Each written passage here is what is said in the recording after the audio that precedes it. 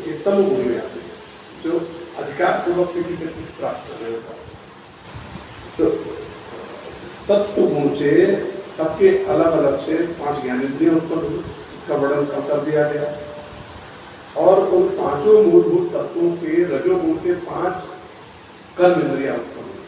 कर्म इंद्रियां कर्म करती है ना, रजोगुण रहती है, आती है जाती है, इधर उधर सभी करती है, उन्हें विक्षेपण करती है। रजोगुण का तत्व सीधा सीधा विक्षेप, वो किसी तरह ज्ञान शांति से बैठ करके आदमी पढ़ेगा। और जब कार्य आप बैठ करके नहीं कर सकते, आपको कार्य करने के लिए क्रिया करनी पड़ती है।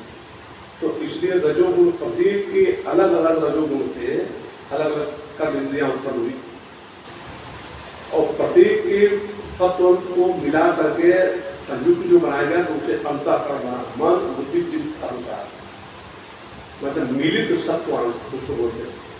5 के जो सत्वांश है उसको मिला दिया गया, अब उससे हमारा अंतःकरण बन गया। तो सूक्ष्म शरीर में सबसे मुख्य भूमिका अंतःकरण की ही है, बाकी सब कुछ के सहायक हाथ पैर बना दिए गए।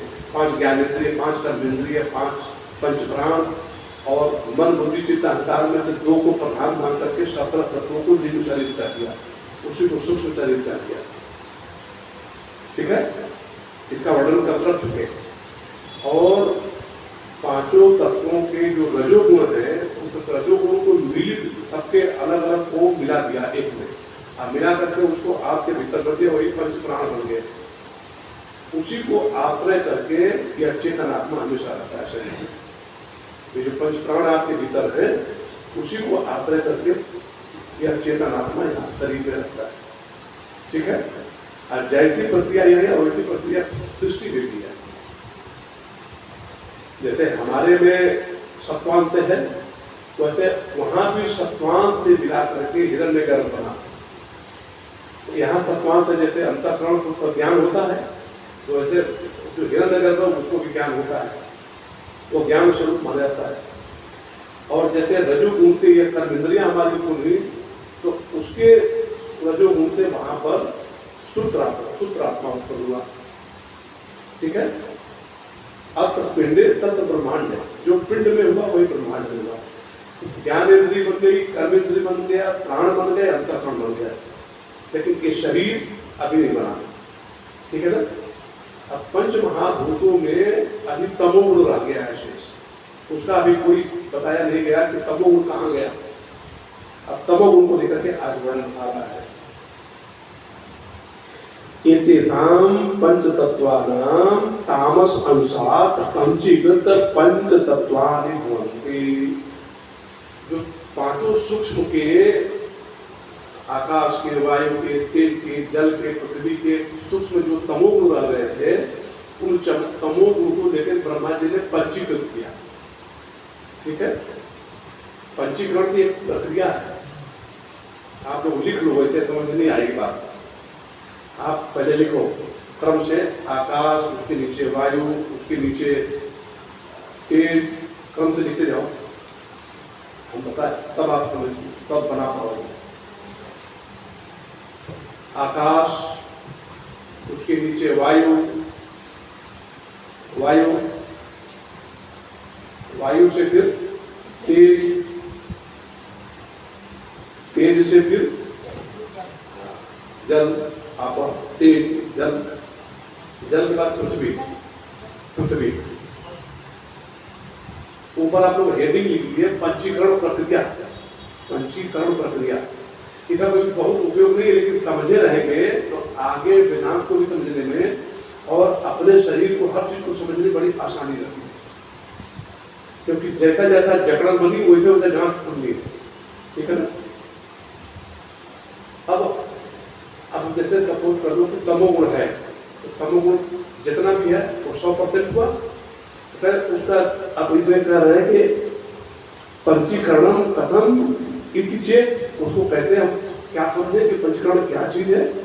करें एतेषां पंच महाभूतानां तामस अंश स्वरूपम एकैकं भूतम द्विधा विभाज्य, प्रत्येक को 2 भाग पहले किया। ठीक है, अब आप जहां लिखे हो आकाश, उसके आगे लिखो 1/2, दो भाग किया तो 1/2 बना, तो पहले 1/2 लिखिए, हुआ। ऐसी सबका आ जाएगा 1/2 सबको लिख जाइए नीचे, उसके नीचे 1/2 नहीं, नीचे क्यों नीचे लिखो, अभी आप सामने मत लिखो। आकाश, फिर उसका वायु का 1/2, फिर तेज का 1/2, फिर जल का 1/2, फिर पृथ्वी का 1/2, हो गया। अब आकाश में आ जाइए। अब आकाश का अभी आधा बाकी है, 1/2 भाग कर दिया तो अभी आधा भाग बाकी है। अब कह रहे हैं यहाँ पे कि एकम अर्धम पृथक् व्यवस्था अपि परम अर्धम परम अर्धम, मतलब अब 1/2 बच गया, तब उसका अर्धम 1/2 का आधा कितना होगा, 1/4, ठीक। 1/2 का आधा कितना हो गया, 1/4। और उसके फिर बात आगे करना है कि परम अर्धम, फिर दोबारा करना है, फिर उसका आधा कर दीजिए। 1/4 का आधा करेंगे तो कितना होगा, 1/8 करेंगे। अब 1/8 का चौथा विभाजन 4 बार विभाजन हुआ, 1/2 को 4 बार विभाजन हुआ, 1/2 को 4 बार विभाजन करते 1/8 4 भाग हो गया, तो 4/8 बराबर 1/2 हो गया। तो जो आधा भाग बचा उसको 4 भाग बनाया, 1/8। अब आकाश का जो 1/8 भाग है, आकाश को छोड़ करके बाकी चारों मिलती है 1/8 आकाश को छोड़ के बाकी सबका जहाँ 1/2 लिखे 1/8 लिखिए।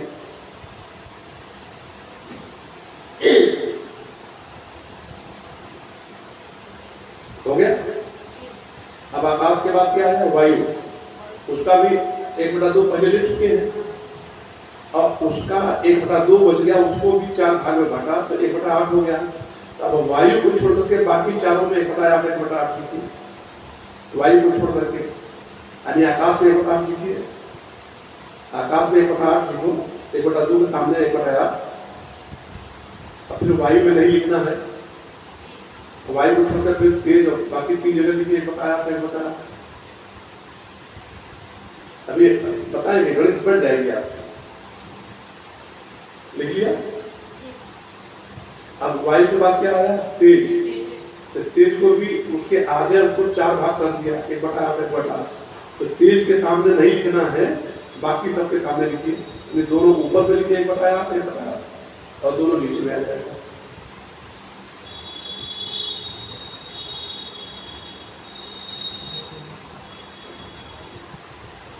आप नहीं बना पा रहे हो, ऐसे नहीं हमको दिखा देता, कर देना, फिर दिखा देना, लास्ट में हम अलग से समझा देंगे। ये बात ठीक चल रहा है, हो गया। तेज में नहीं लिखना है, बाकी सब में लिखना है। अब तेज के बाद आप, अब आपका भी 1/8 आपको छोड़ करके बाकी 4 में लिखो।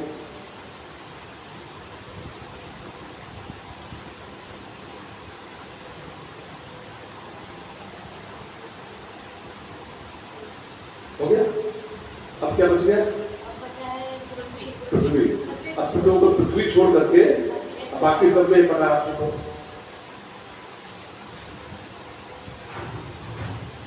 पंचीकरण बड़े लोग नहीं समझ पाते, इसको 1/8 गणित है ना, थोड़ा था।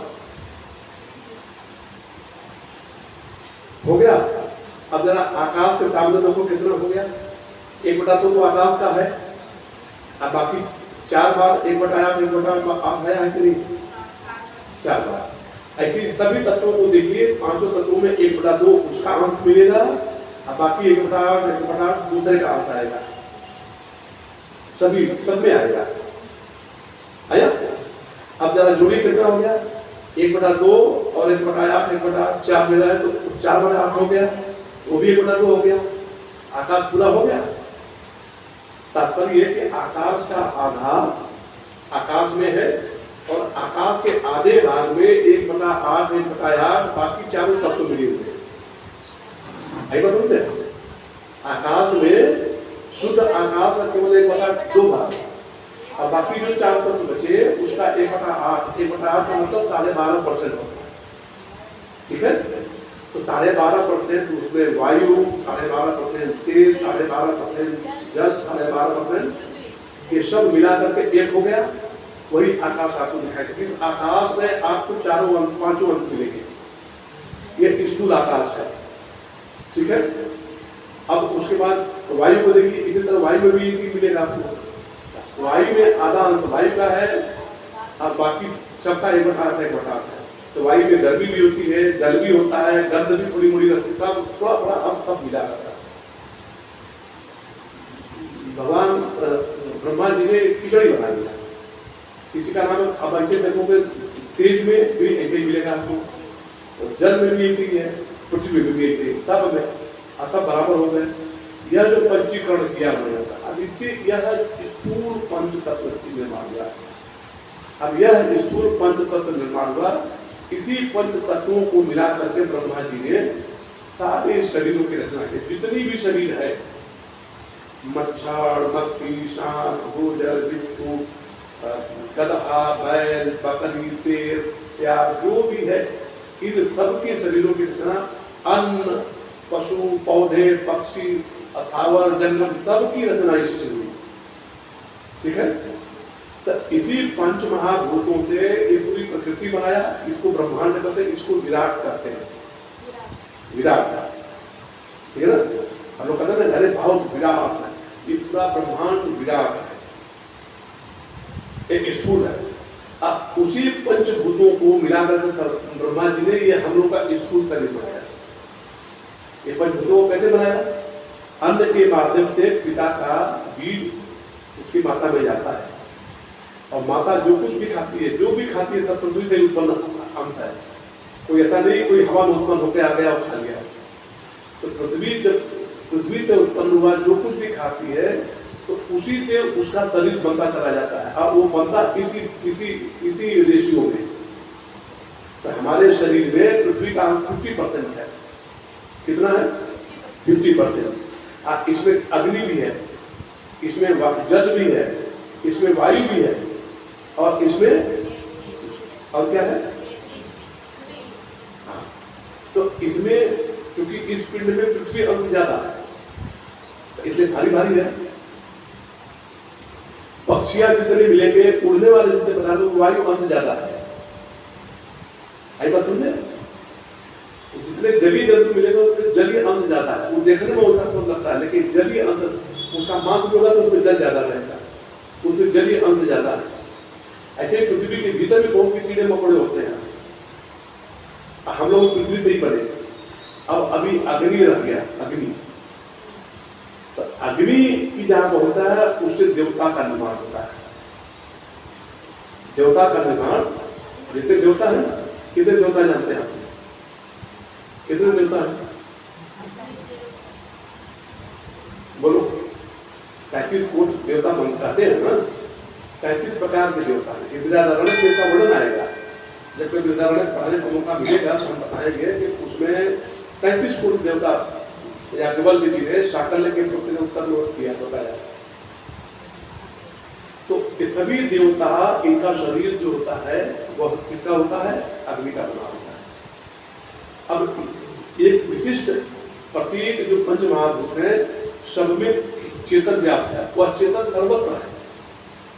तो जब चेतन सब में व्याप्त है तो सबका एक अभिमानी। अब वायु में अभिमान करने वाला वायु देवता बन गया, अग्नि में अभिमान करने वाला अग्नि देवता बन गया, लेकिन उस अग्नि में भी सभी तत्व है। अब बाकी जितने देवता हैं अग्नि में अभिमान नहीं करते हैं, अग्नि देवता ही केवल अग्नि में अभिमान करता है। लेकिन जितने देवता हैं, जैसे पुरुष हम लोग हैं ना, तो सभी पुरुष अपने आत्म तत्व में अभिमान नहीं रखते। सब कोई स्थूल में रखता है, कोई सूक्ष्म में रखता है। ऐसे ही देवता लोग भी स्थूल में अभिमान करते हैं, लेकिन अग्नि देवता का सुख जो अग्नि, उसमें अभिमान करता है।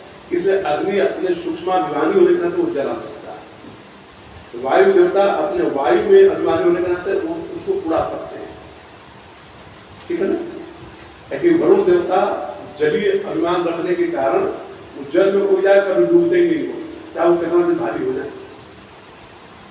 अब पृथ्वी माता कहते हैं कि इनके पता है जितना भी लोड बढ़ जाए, कभी ये इनको बाहर नहीं मालूम पड़ता है, लेकिन जब अत्याचारियों के द्वारा पाप बढ़ जाता है तब भारी हो जाती है। एक प्रश्न आता है ना, वो यक्ष का प्रश्न जो युधिष्ठिर पे हुआ था, पृथ्वी से भी भारी क्या है, तो क्या उत्तर दिया? पाप। पाप भूमि से भारी। तो पाप देखने में आपने झूठ तो बोल दिया, लेकिन वो झूठ कितना प्रभाव डालता है, इतना सूक्ष्म पदार्थ है, तो इतना भारी होता है कि पृथ्वी सहन नहीं कर पाती। ये पंचीकरण की प्रकृति है। तो हम जो खाते हैं इसी पंचीकरण से या पिंड बन गया, इसी पंचीकरण से या सारा सृष्टि ब्रह्मांड बना। तो इसलिए पिंड का और ब्रह्मांड का ऐक्य है। क्यों क्या? क्योंकि प्रकृति के सूक्ष्म अंश में जो तमोगुण है, उस तमोगुण का पंचीकृत करके ब्रह्मांड बना और उस तमोगुण का ही पंचीकृत करके यह पिंड बना। तो पिंड और ब्रह्मांड का ऐक्य है। ठीक है?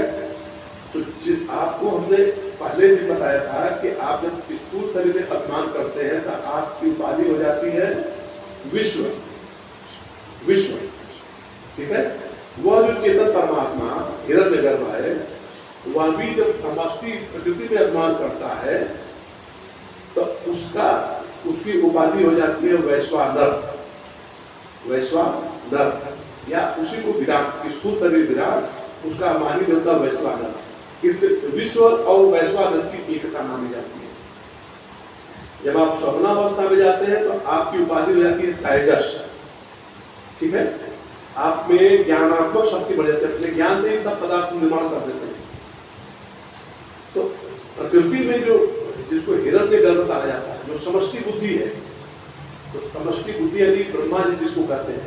अब वो टेक्स्ट में अगर देखना तो जो सूर्य नारायण है ये स्थूल है, उस सूर्य के भीतर रहने वाला उसका जो अभिमानी देवता है वह हिरण्यगर्भ है।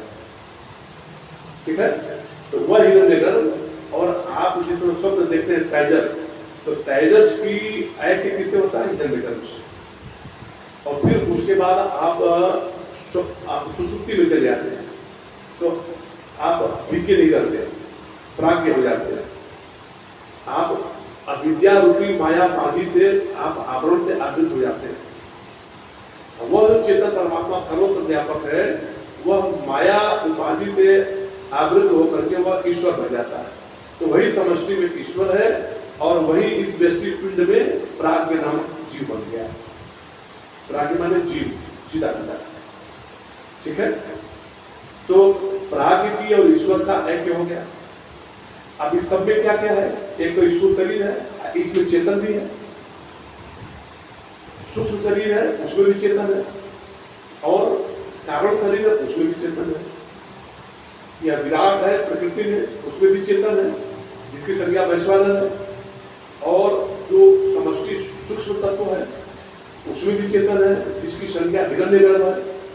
और समष्टि ईश्वर है मायापिंड उपाधि से, जिसकी संज्ञा ईश्वर है। तो यह तीनों में जो चेतन अभिमान करने वाला वो एक ही है। अब उस पिंड में भी अभिमान करने वाला चेतन एक ही है। इस पिंड में जो अभिमान करने वाला चेतन है उसको जीव कहते हैं। इस समष्टि में जो अभिमान करने वाला पिंड है वो ईश्वर कहा जाता है। तो ईश्वर यद्यपि अभिमान तो हिरण्यगर्भ करता है, लेकिन सर्वत्र व्यापकता जो है वो ईश्वर की है। चेतन ईश्वर है, अभिमान जो अभिमान करता है उसका नाम हिरण्यगर्भ है। ठीक है? अब अगर दोनों को ऐक्य करना है तो क्या करना पड़ेगा? जितना जितना स्थूल भाग है हटा दीजिए, शुद्ध चेतन इस पिंड का ले लीजिए, शुद्ध चेतन ब्रह्मांड का ले लीजिए। तो शुद्ध चेतन ब्रह्मांड का उसी का नाम है ब्रह्म। ब्रह्म अंड, वो ब्रह्म का अंड है, यह जीव अंड है। तो इसमें से चेतन निकाल लीजिए, ये हो गया त्वम। उसमें से चेतन निकाल लीजिए, वो हो गया ब्रह्म। तो इस तरह से यह जो आत्मा और ब्रह्म की एकता हो जाती है। तो करने के लिए क्या करना पड़ेगा? जितना यह उपाधि लाई गई, पंचीकरण किया गया, पंचमहाभूत लाए गए, जो जो कुछ लाएगा इन सबको यहाँ से हटा दिया जाए। मैं पंचमहाभूत नहीं हूँ, मैं ज्ञानेंद्रिय नहीं हूँ, मैं कर्मेंद्रिय नहीं हूँ, मैं पंचप्राण नहीं हूँ, मैं मन बुद्धि चित्त अहंकार नहीं हूँ। इन सब को हटाते जाएंगे, उसके बाद भी कुछ बच जाता है। जो बच गया वही आपको, वही तुम पदार्थ। ठीक है ना। तो इस तरह से पहले प्रपंच किया गया, प्रपंच इसको बोलते हैं पंचीकरण, ठीक है। आगे कहते हैं कि स्थूल शरीराभिमानी जीव नामकम ब्रह्म प्रतिबिंबम भवति स एवं जीव प्रकृत्या स्व अस्माद ईश्वरम भिन्नत्वेन जानाति अविद्या उपाधि सन आत्मा जीव उच्यते। आत्मा यानी चेतन को ही जीव कहा जाता है, ये आपको व्याख्यान कर दिया हमने। आगे कहते हैं कि मायोपाधि सन ईश्वर उच्यते, जो मायापाधि से उसको ईश्वर कहा जाता है। एवं उपाधि भेदा जीव ईश्वर भेद दृष्टि यावत, इस तरह से जीव में और ईश्वर में जब तक भेद दृष्टि है ना। जैसे द्वैतवादी लोग ईश्वर को अलग मानते हैं, जीव को अलग मानते हैं और कहते हैं कि जीव ईश्वर नहीं हो सकता। वस्तुतः जीव जीव है, ईश्वर ईश्वर है। उपाधि भेद के जैसे राजा का नौकर और राजा दोनों एक हो सकते हैं क्या? लेकिन राजा से राजा की उपाधि हटा दीजिए, उसको ले आके कहीं सुनसान जगह पर खड़ा कर दिए जहाँ का वो राजा नहीं है, और जो नौकर है उसको भी लेकर उसी जगह पर खड़ा कर दिए जहाँ पे वो नौकर नहीं है। तो दोनों पुरुष कहे जाएंगे कि अलग कहे जाएंगे? दोनों पुरुष होंगे। तो उपाधि रहित होने पर दोनों में, तो जब तक उपाधि है तब तक आप संसार में अवगणना करना है। किसी उपाधि का भेद अगर आप ज्ञान पूर्वक कर लेते हैं तो यह ज्ञान मार्ग है। किसी उपाधि का भेद अगर परमात्मा में आप अपने को विलीन कर देते हैं और एक हो जाता है तो एक भक्ति मार्ग, इतना ही अंतर है। एक में अपना अस्तित्व हम समाप्त कर देते हैं परमात्मा में, और एक में हम अपने को परमात्मा और हमारे बीच में कौन सा कॉमन पॉइंट है उसको खोज लेते हैं, तो वो ऐसे कर देते हैं कि ज्ञान मार्ग है वो भक्ति, इतना ही क्यों होता है, बहुत कम। अब भक्ति मार्ग बहुत आसान मार्ग नहीं है, भक्ति मार्ग भी उतना ही कठिन जितना ज्ञान मार्ग कठिन है। कभी कभी तो भक्ति ज्यादा कठिन मालूम पड़ती है कि भक्ति में सर्वस्व समर्पण जल्दी बनता नहीं है, और ज्ञानात्मक होने के बाद जब ये बुद्धि में ठीक बढ़ जाता कि सारा असार संसार है, तो फिर तक विलीन होने में टाइम नहीं लगता। अपना जो अहंकार है विलीन करने में फिर तक समय नहीं लगता। जिस दिन आपकी बुद्धि में बैठ गया कि जगत मिथ्या है, जगत झूठा है, ये है नहीं, जगत खाली दिखाई दे रहा है। यहाँ पे है ना, मैंने एक बताया था आपको सब कुछ दिख रहा है, लेकिन जो जिस पर ये सब कुछ दिख रहा है उस पर दृष्टि ही नहीं जाती है। बिना फ्लेक्स के ये कुछ भी संभव नहीं है। आप पूछो क्या दिख रहा है तो सब कुछ बताएंगे, फ्लेक्स का नाम को लिखेगा। आपको कहा कि आपको ये दिखाई दे रहा है, दिखाई दे रहा है, क्या दिख रहा है? किताब, उसमें क्या अच्छा ये लिखा है, वो लिखा है, और क्या है माइक है, ये सब दिख रहा है। ये सब किससे दिख रहा है? प्रकाश से। बिना प्रकाश के कुछ भी दिखता है आपको? तो प्रकाश आपको दिखाई नहीं देता है, लेकिन आपको अनुभव हो रहा है कि बिना प्रकाश के देखा नहीं जा सकता। ठीक है कि बिना चेतन के कुछ भी जाना चाहिए, बिना चेतन के किसी का अस्तित्व बनता ही नहीं। ठीक है, आगे बढ़े क्योंकि 2 मिनट हो रहा है हमारे पास। कि जब तक भेद दृष्टि है यावत पर्यंतम तिष्ठति, जब तक भेद दृष्टि रहेगी तब तक जीव ईश्वर का भेद बना रहेगा। तावत पर्यंतम जन्म मरणादि संसार न निवर्तते, तब तक जन्म मरण रूपी संसार का निवर्तन संभव नहीं है। कि चाहे भक्ति मार्ग के लोग हो चाहे ज्ञान मार्ग के लोग हो, अगर द्वैत बना हुआ तो मोक्ष नहीं संभव है। तस्मात् कारणात्, इस कारण से न जीव ईश्वर अभेद बुद्धि कार्य, इसलिए जीव और ईश्वर में अभेद बुद्धि हमको न करने का कोई औचित्य नहीं है, अर्थात नहीं करनी चाहिए। ईश्वर में और जीव में कोई भेद बुद्धि नहीं। भगवान भी बात करते हैं ईश्वर अंत जीव अविनाशी चेतन अमल सहस्रापि, और उसमें कहते हैं ममई मानतो जीव लोक जीव भूत। अब आगे समझा रहे हैं कि उपाधि विनिर्मुक्त समाधि तथा संपन्नम शुद्ध चैतन्यम कम पद लक्ष्यात्मा, इसमें से समस्त उपाधि आपने हटा दिया तो अब आप कम हो गए। जिसको कम शब्द से करते हैं मैं कहता हूँ जिसको, या मैं कौन है? समस्त उपाधि हटा देने शुद्ध चेतन जो करता हुआ मैं। आगे कहते एवं सर्वज्ञ विशिष्ट ईश्वर, जो सर्वज्ञ रूपी ईश्वर है। ईश्वर क्या है? सर्वज्ञ। तो कह रहे हैं कि वो तत् पद का वाच्या है। जो तत् कहते हैं ना, आप बोलते हैं ना कि हरिओम तत् सत्य, तो तत् का माने परमात्मा, हरि वह हरि है ना। ओम माने ओंकार उसका नाम है, सत माने वह परमात्मा, सत माने वही सत्य है, केवल वो परमात्मा ही सत्य है और कोई दूसरा सत्य नहीं। तो कह रहे हैं कि वह सर्वज्ञ है, तो वही तत्पद का वाच्यार्थ बनता है। और जब उस तत्पद में से उपाधि रूपी माया को निकाल देंगे तो शुद्ध चेतन हो जाएगा, वही शुद्ध चेतन तत्पद लक्ष्यार्थ है। एवं च जीव ईश्वरो चैतन्य रूपेण अभेदे बाधका भाव। इस प्रकार से चेतन रूप से जब आप चेतन स्वयं पदार्थ में चेतन तत्पदार्थ में एक करेंगे तो उसमें किसी भी प्रकार के भेद का अभाव हो जाएगा। ठीक है। एवं वेदांत वाक्य सद्गुरु उपदेशन कैसे आएगा, अभी भगवान भाष्यकार कह रहे हैं।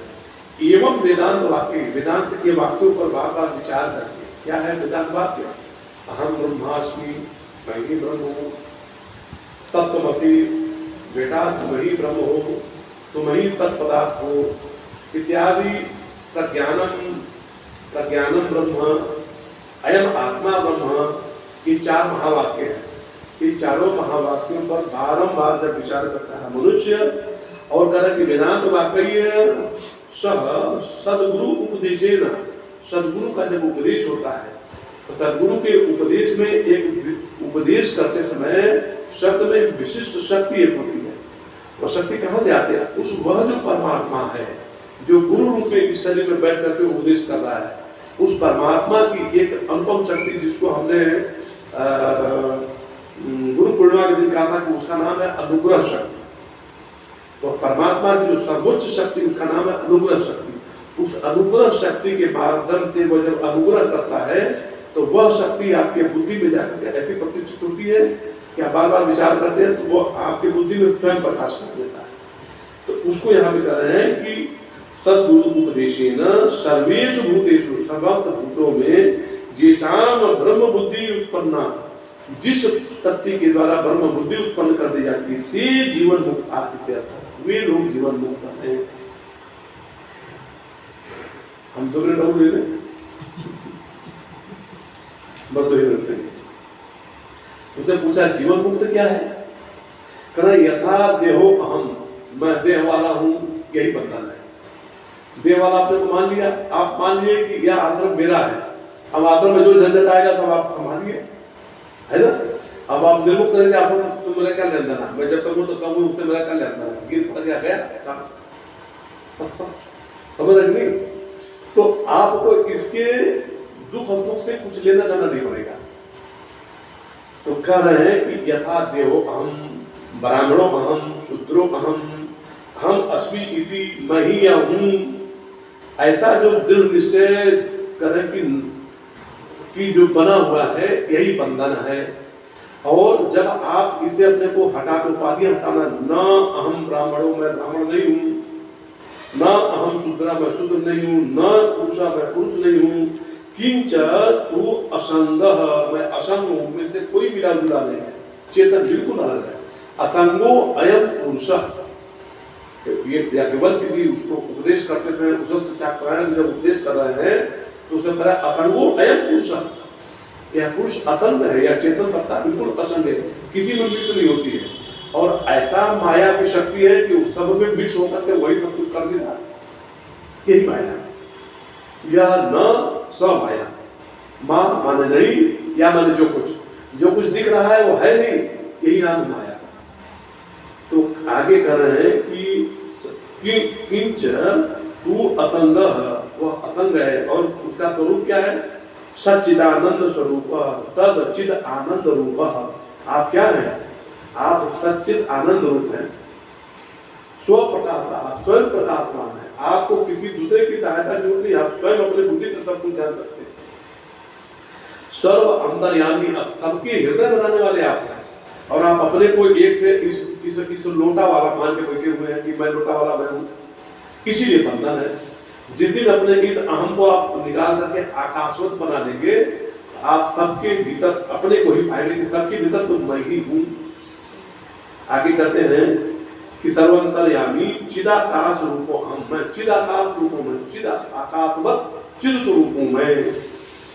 अहम अस्मि, मैं ऐसा जब दृढ़ निश्चय रूप अपरोक्ष ज्ञानवान जीवन मुक्त, ऐसा जब दृढ़ निश्चय हो जाएगा तो यही अपरोक्ष है। अपरोक्ष का मतलब तब वह चेतन और आप अपने को अलग अलग नहीं मानोगे, तब कहो कि मैं ही अहम ब्रह्मास्मि, यही अपरोक्ष है।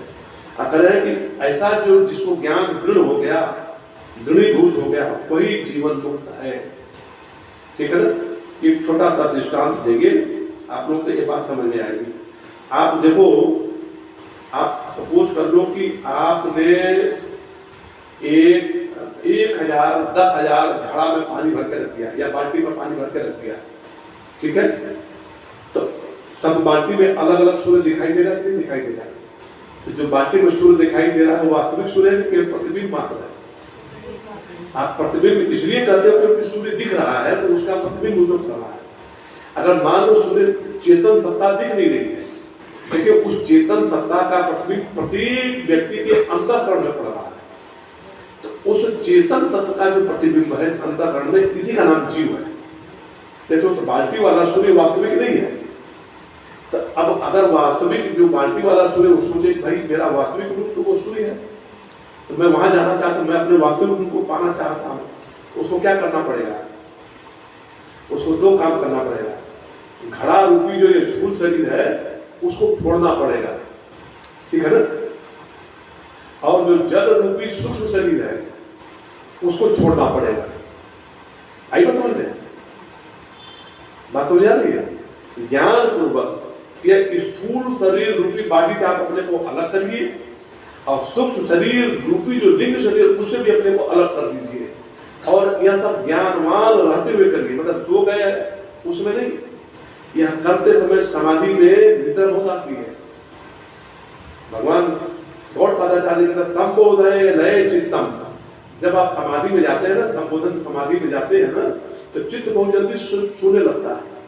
कि उस समय सारी की सारी तुलसीदास जी कहे ना कि वो सारी सभी देवता उसमें हट बरियाई करके उसको विघ्न करते हैं। यही तुलसीदास जी जो वहां वर्णन करते हैं ना, वही चीज यहाँ पर है। आप जैसे ध्यान लगाना शुरू करोगे, दुनिया भर के जितने पदार्थ सब याद आने लगते हैं। हाँ, तुरंत सपाट उघारी है ना, वो थानेदार को बैठे हुए, और थानेदार दूसरा कोई नहीं है, वह चेतन परमात्मा ही जगह जगह थानेदार है। और वो हर स्टेज पर आपको चेक करता है कि आप चाहते हो, अगर माया को चाहते हो तो वही फिर इसी गिर से वापस जाओ। अंतिम समय तक आपको जिन्हें कबहू न कछु चाहिए, तुम संग सहज सने ताके उर तुम जाबस्यो सो राउर निज लिए। आई बात समझे? कुछ भी माया के तो कोई पदार्थ मैं है ही नहीं हूं, आज मेरा उसका कभी स्वयं हुआ है। तो वह सूर्य जब अगर कुछ सूर्य मिलना चाहता है तो पहले तो शरीर रूपी स्थूल शरीर के घड़े को फोड़ना पड़ेगा। अच्छा, वो घड़ा फोड़ेंगे तो जल तो बह जाता है, लेकिन यह लिंग शरीर रूपी जो शरीर है ये बहने वाला नहीं है, ये तभी बना रहता है क्योंकि जब जिसको मृत कहा जाता है ना, होता है इसमें से लिंग शरीर निकल के चला जाता है। इस तभी चेतन है, और तभी चेतन है, बस जल नहीं हो तो प्रतिबिंब नहीं आ रहा है, इसलिए चेतनता नहीं मालूम पड़ती है। चेतन तो सर्वत्र व्यापक है। जिस मिट्टी में इस शरीर को गाड़ते हैं वहां भी चेतन है, जिस जल में गंगा जी में फेंकते हो गंगा जी में वही चेतन है। ये जो मिट्टी का शरीर है इसमें भी वो चेतन है, लेकिन उस चेतन का विद्युत तो इस तार में भी है। ये जो तार आ रहा है ना, यहाँ भी वो विद्युत है, प्रकाश वहां मिल रहा है, प्रकाश जहां बल्ब होगा वही मिलेगा। इसलिए चेतन की अभिव्यक्ति जहां पे लिंग शरीर होगा वहीं पे होगा। तो जब तक लिंग शरीर से आप अपने को अलग नहीं करोगे, तब तक इस लिंग शरीर के साथ ऐक्य बनाए रखोगे, तो आपको इस शरीर इसी लिंग शरीर को लेकर के स्वर्ग में, नर्क में, मच्छर में, मक्खी में, कुत्ते में, बिल्ली में जाना आना पड़ेगा। ठीक है ना? बात समझ आ गई? ओम पूर्णमदः पूर्णमिदं पूर्णात् पूर्णमुदच्यते पूर्णस्य पूर्णमादाय पूर्णमेवावशिष्यते। ओम शांति शांति शांति।